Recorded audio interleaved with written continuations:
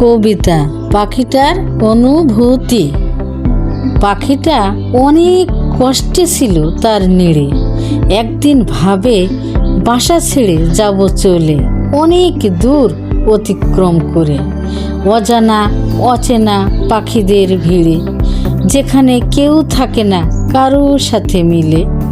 মাঠ ঘাট পেরিয়ে সেথায় গেল উড়ে, অনেক দিন কাটলো তাদের সাথে, খাই দায় ঘরে আপন মনে, কিন্তু মন বসে না তাদের কাছে। সে ভাবলো বাসায় ছিলাম না সুখে, কিন্তু খোঁজ নিত চারিপাশে। সুখ দুঃখ শেয়ার করতাম তাদের সাথে, নিজের সব চেনা জানা আশেপাশে। আবার ফিরে এলো তার নিড়ে, তার নিড়ের তলার মাটিতে, আকাশে বাতাসে এক মনোরম পরিবেশ।